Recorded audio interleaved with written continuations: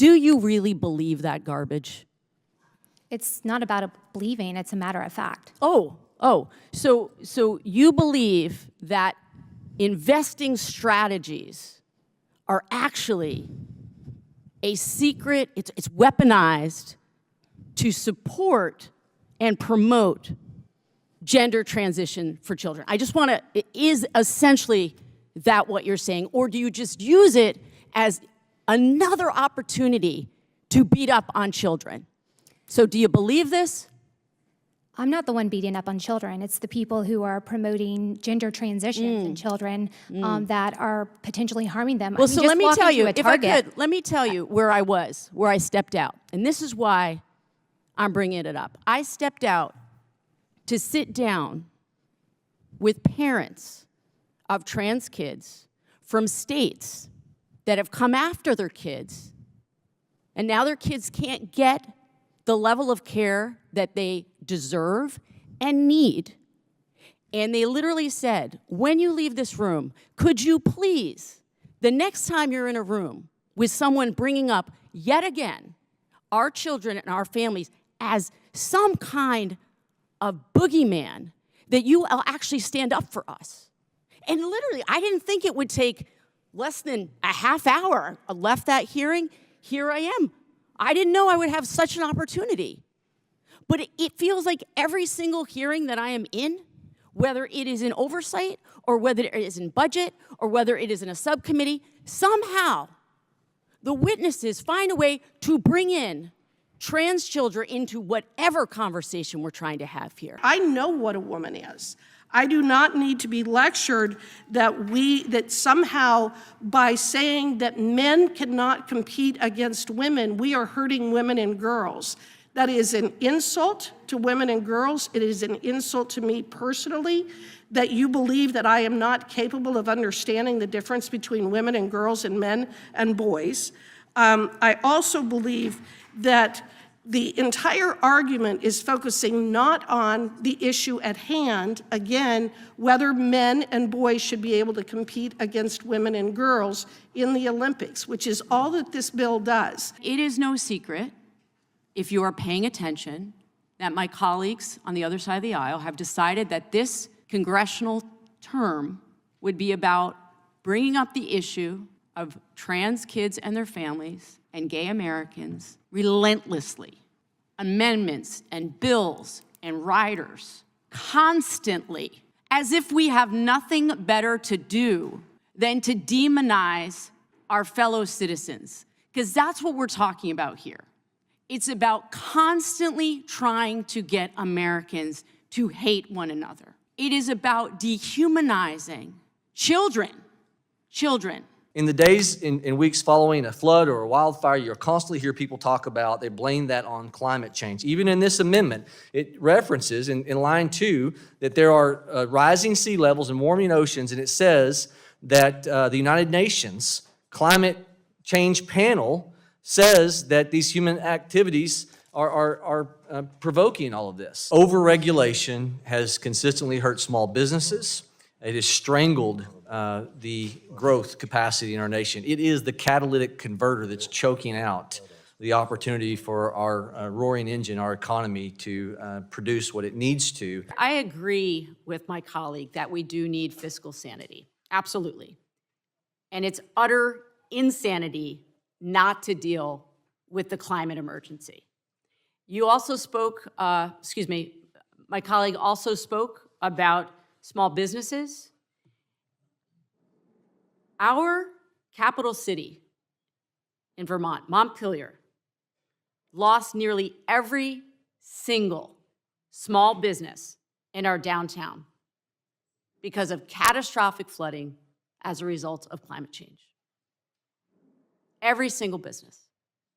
We're still coming back for it. We don't have a functioning post office in our downtown. For Vermonters and rural communities across the country, climate change is here and it's having a catastrophic effect. The American people have to know that blanket truth is this: there will be pain. There will be hardship. So every time we lock aside another program, another benefit into mandatory spending, shame on us. Shame on us. And so all of us need to be operating in truth. The American people have to have the truth. We have to make sure the American people know the facts, that the pain is coming. Medicare, Social Security within 10 years insolvency, the pain is coming. And the midnight ride for us is to educate the American people so that we'll make the choice of sacrificing, not the sacrifice being forced upon us. Now, with that, I yield, Mr. Chairman. I disagree that everything should be on the table. There are some things that should absolutely not be on the table. And that's because the wealth gap in this country is obscene. I cannot and will not support cuts to Social Security, to Medicare, to nutrition programs for children and young families, for veterans benefits, for disability insurance. These programs provide vital support to regular people and improve not just our nation's economy, but the well-being of the democracy. And they offer Americans a lifeline from crushing, grinding poverty. So what we've had today is hour after hour after hour of trying to distract us from the clear statements that come through this report. And you yourself have said multiple times today, there was no attempt to obstruct justice by the President, by the Department of Justice, by the Attorney General, that you had all the resources that you needed to conduct a fair and thorough investigation and report, and that what you concluded was, in fact, the evidence was not sufficient to bring charges against the President for mishandling documents. At the top, I'd like to ask unanimous consent to enter into the record New York Times article from June 2023, how the GOP picked trans kids as a rallying cry. Objection. Gentleman objects. So, here we are, spending time once again, using our valuable time to pick on a class of people in this country. I believe I'm the only person on this committee who represents the LGBTQ community, though I always say that we know of. And I have to tell you, I've been absolutely stunned by the amount of time and energy that we have spent in this Congress talking about trans kids, their parents, gay Americans, that somehow my community is the source of all that is wrong in this country. And I want to associate myself with the remarks of Ms. Jackson Lee from Texas and Ms. Jayapal from Washington. This is about basic humanity. This is about dignity. As a former teacher, I can tell you it is hard enough to be an adolescent without getting all of these messages from our elected officials that somehow they are not worthy, they are not loved. And some of the rhetoric that I hear right now in this body is about making them less than human. And all they want to do is live their lives. Attend school, have friends, participate in sports. Know that their government is not using every opportunity to fan the flames of fear and hatred. Now, I understand that there are some people in this room and in this body as a whole that may actually believe the rhetoric, may actually believe that you are doing good. But I'm telling you, it has a devastating effect on children, on teens, and their parents. In this committee, we had a hearing on trans kids generally and the danger, essentially, they were to the American way of life. And right there in that seat, we had a conservative Republican woman who came to talk about her experience trying to raise her trans kid and what it felt like for her to sit in this body and have members of her own party try to treat her as if she were somehow doing damage to her child by simply trying to hold her for all that she was. I don't believe that you think you're doing real damage, but I'm telling you, you are. This is not how we should be spending our time. We should be spending our time uplifting Americans, alleviating suffering, letting Americans know that we believe in them and we support them.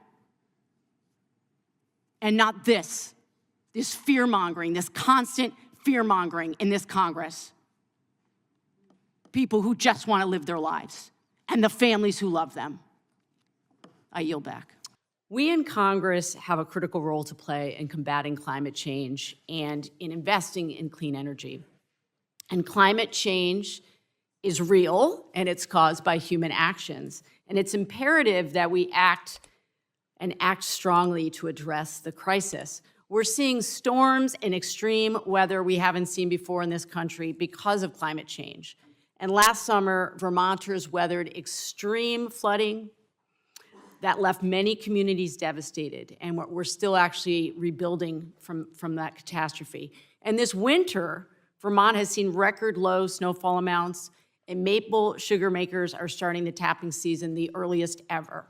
So we see in Vermont, up close, how climate change threatens the crop yields, the infrastructure, water and energy supplies, human health, and creates looming disaster assistance needs. It also threatens our economy. There's no question. In 2021 and 2022, the United States had 35 separate billion-dollar extreme weather and climate-related disaster events costing more than $180 billion in direct economic losses. Congressional Democrats and President Biden have tackled this issue head-on. Last Congress, the Inflation Reduction Act made the greatest federal investment in history to fight climate change. It invested nearly $400 billion in climate solutions and clean technologies to deliver the single greatest investment in combating the climate crisis in American history. It also lowers costs for American families, creating jobs here at home, advancing climate justice, and positioning the United States as the global leader in clean energy. What we're dealing with today are Republican policies that consistently put polluters over people and jeopardize our family and our planet's futures. Republicans' H.R. 1, their number one priority this Congress, is a massive giveaway to corporate polluters. It guts our bedrock environmental laws and jeopardizes clean air and safe drinking water. I'm here today calling on my colleagues not to roll back the investments that we've made to improve our future. The burden of his expansion of government regulatory regimes is borne by small businesses, innovators, and yes, American families. This amendment seeks to replace deregulation section of our budget policy to encourage more spending on Green New Deal policies. The Inflation Reduction Act included billions of taxpayer dollars dedicated to these progressive climate provisions that President Biden and the Democrats put in place several years ago. I would encourage my colleagues to take a look at something I commend Representative Gary Palmer from Alabama has put together in the policy booklet. Go through and actually look at what the UN panel on climate change actually says. To quote them and not be able to go to look at the specificity of what they actually say, they talk about flooding, hurricanes, tornadoes, and drought wildfire combos. You know what they say? They said that there's no causation and effect in the United States for those things on climate change. Yet every media outlet and every talking point up here that wants to advance the Church of Nature ideology always contends the opposite of what the UN themselves in their own panel actually says. Climate change is here and it's having a catastrophic effect. It's not just a threat to our small businesses, but also our agricultural industry, our natural resources, our very livelihoods. It's a threat to our survival, our community's survival. We need budgets that create and sustain good-paying green jobs enable our farmers to withstand climate change, protect people living in our low-lying areas from flooding, and transition us to a clean energy economy. This is not just about the here and now, it's about the future, and I urge my colleagues to support my amendment to the budget resolution. Thank you, Mr. Chair. I thank the gentlelady from Vermont. The question is on agreeing to the amendment offered by Ms. Balint. All those in favor, say aye. Aye. All those opposed, no. In the opinion of the chair, the noes have it. Mr. Chair, I ask for a recorded vote. Ms. Balint asked for a recorded vote pursuant to our unanimous consent, our being me and the ranking member. We'll postpone the roll call vote until later in the markup. Are there any other amendments? Thank you, Mr. Chair, and thank you, Special Counsel Herr, for being here today. I know it's been hours and hours, and I really appreciate you staying to the bitter end here. And I think it speaks to the possibility and promise afforded by this nation that you, as a child of immigrants, sit here as special counsel, and I, as a child of an immigrant, sit here as a member of Congress. There is a lot that's been said today, and part of the challenge that I have is trying to translate this for my constituents back home. And so I want to start with sort of the top line. So you were tasked with identifying whether criminal conduct occurred regarding classified documents. And after over a year of investigation, including 150 witness interviews and over 7 million documents reviewed, you wrote in the first sentences of the executive summary, quote, "We conclude that no criminal charges are warranted in this matter. We would reach the same conclusion even if Department of Justice policy did not foreclose criminal charges against a sitting president." Were those your words? Yes. Thank you. So let's get into it. Mr. Herr, at any time did DOJ leadership or the Attorney General attempt to influence the outcome of your investigation? No. Do you believe it's important that the special counsel investigations or any DOJ investigation be impartial and free of influence from political actors? Yes. Do you believe you were independent and thorough in your report? Yes. Do you think it's true that you received no pressure from Attorney General Garland in this matter? That's correct. Is it true that you had all of the resources that you needed enabled for you to conduct your interviews, to conduct your investigation, and to complete your report? Yes. Is it true that you recommended that the Attorney General decline to charge President Biden? I submitted a report to the Attorney General explaining my decision that criminal charges were not warranted in this matter. Right, so you said on page 1 of the report, quote, "We conclude that the evidence does not establish Mr. Biden's guilt beyond a reasonable doubt." Is it true that your report ultimately concluded that the evidence did not support a finding beyond a reasonable doubt that President Biden willfully retained classified materials? Yes. Is it true that President Biden cooperated with your investigation? Yes. Is it true that President Biden sat for an interview with you the day after the October 7th attacks in Israel in the midst of an international crisis? He sat for interviews over 2 days, October 8th and October 9th. Thank you. Is it true that that President Biden allowed the FBI to conduct thorough searches of his home and his beach house? Yes. Is it true that your report found multiple possible innocent explanations as to why the classified documents ended up where they did? As part of our analysis, we walked through a number of different explanations that defense counsel could present at trial if this case were charged. And as you said on page 6 of your report, quote, "In addition to this shortage of evidence, there are other innocent explanations for the documents that we cannot refute." Your report reads— I see that language, yes. Thank you. Your report reads, "With one exception, there is no record of the Department of Justice prosecuting a former president or vice president for mishandling classified documents from his own administration. The exception is former President Trump." Am I reading that correctly? Yes. Is it true, or is it correct that your report recommends no charges and that that would be the case even if he were not a sitting president? Correct. So what we've had today is hour after hour after hour of trying to distract us from the clear statements that come through this report. What you concluded was, in fact, the evidence was not sufficient to bring charges against the president for mishandling documents. I thank you for being here today. I yield back. Gentlelady yields back. The gentleman from South Carolina is recognized.